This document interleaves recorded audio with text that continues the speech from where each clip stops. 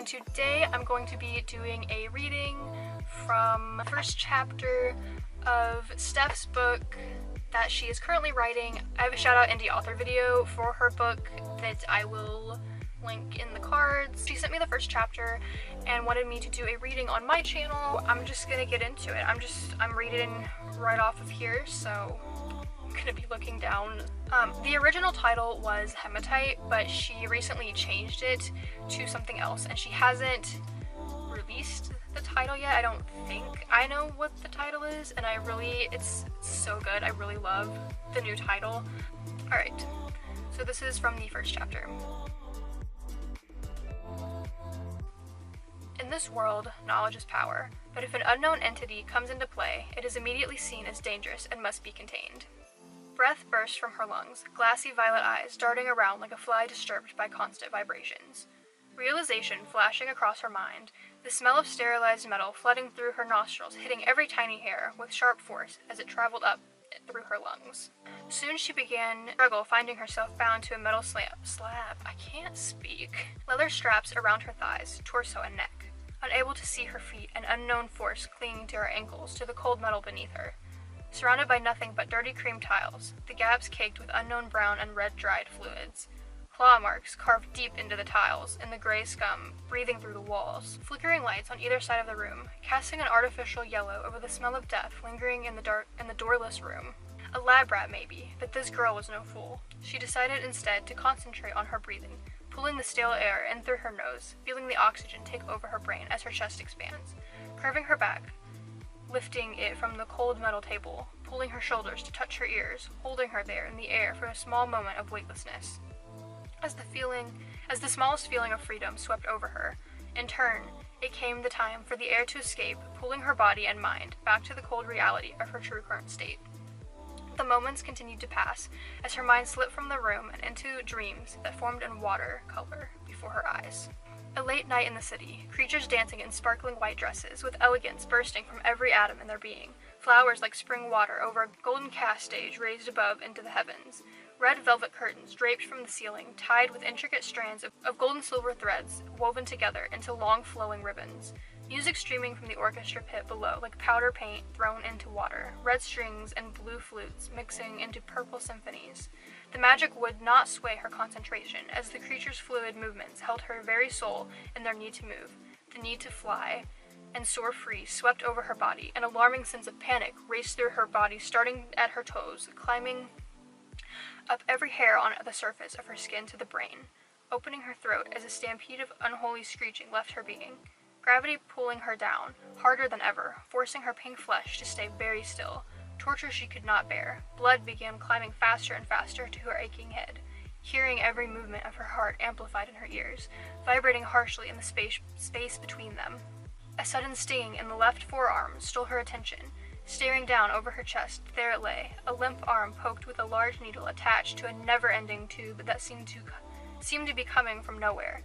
White tape pinching at the silver hairs on her forearm, white scars and black pen marks surrounding it show signs that the needle had been moved and relocated many times since she woke. She spent a moment stumbling around in her thoughts, tripping over the questions as more moved and more flood into the space between her ears.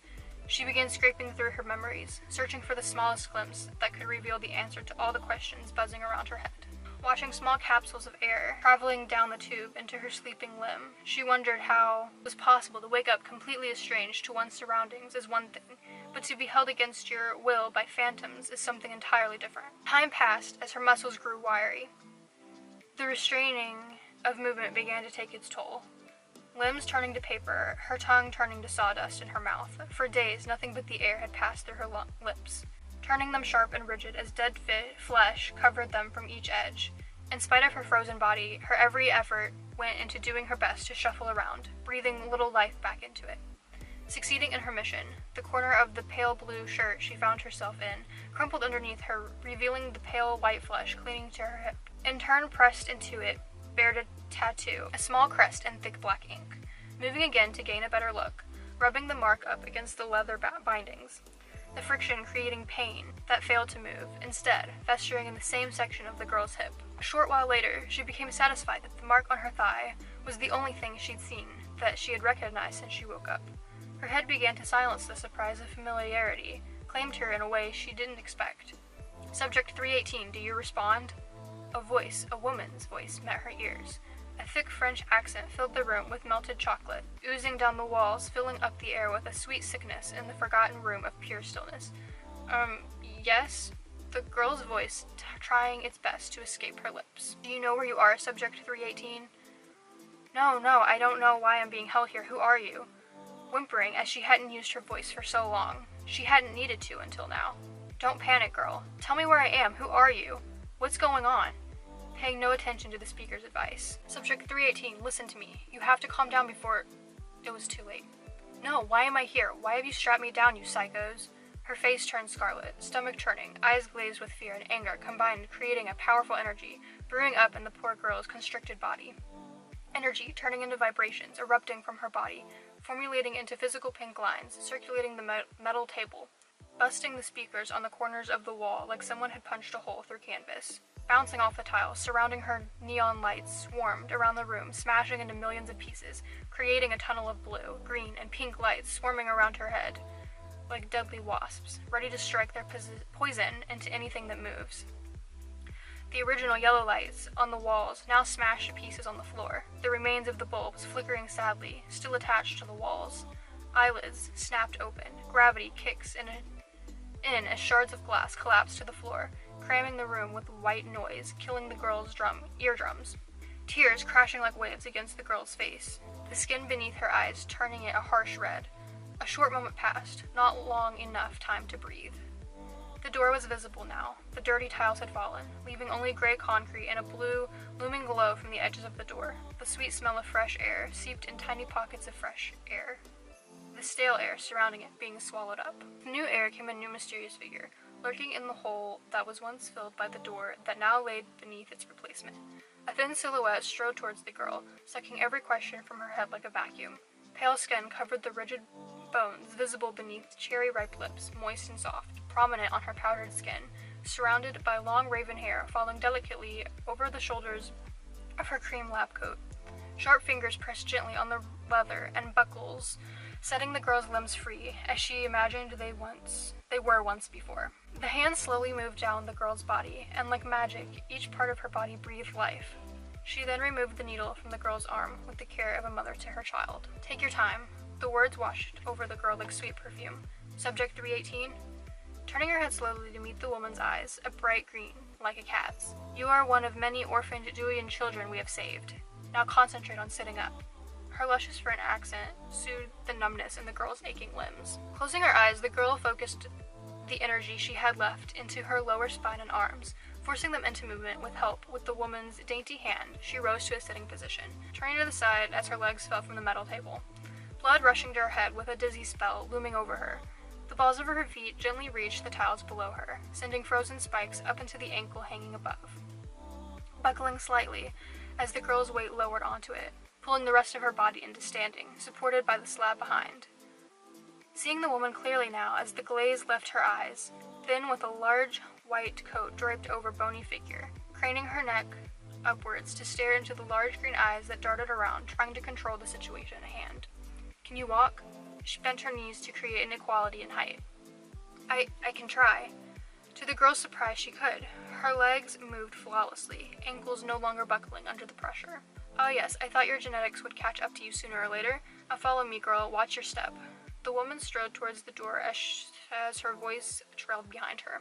Endless hallways of glass spilled out in the distance, showing the outside world on the other side. Rose bushes climbing up oak trees and small ponds with lilies crowding around one side, dragonflies and bumblebees tapping around on the glass. Tall doors displaying gray monitors of men and women bustling around with steel carts going here and there without conversations. Heart pounding in her ears, taking in her new surroundings while breaking into a light jog due to the massively long legs of the woman she was instructed to follow. Screams echoed here and there, joined by the tapping of rose-water perfume lingering in the air, creating unwanted headaches. Peeling her eyes away from the beauty surrounding her, she began staring into the face of the woman walking beside her. Sharp, angular cheekbones popped from her face made her green eyes more enticing than ever.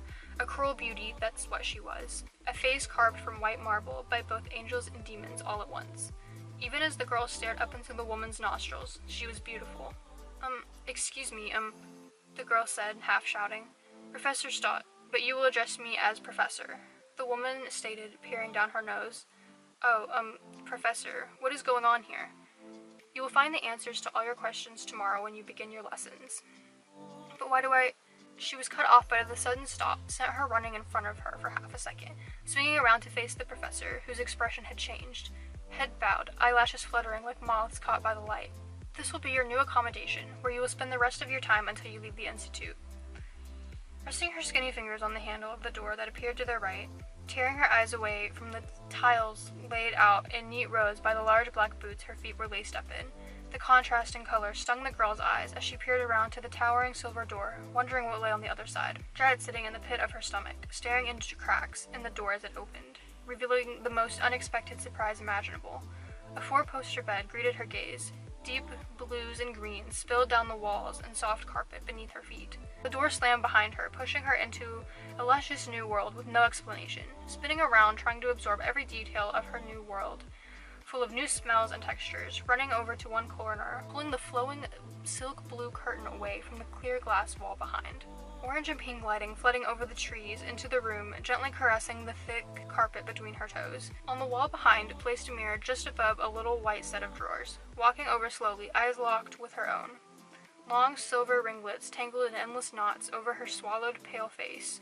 Cheeks still slightly pink from crying before. Her violet eyes twinkling in the sunset. Flopping onto her new four-poster bed, sent the blankets and pillows up into the air, sending the perfect room into comfortable chaos.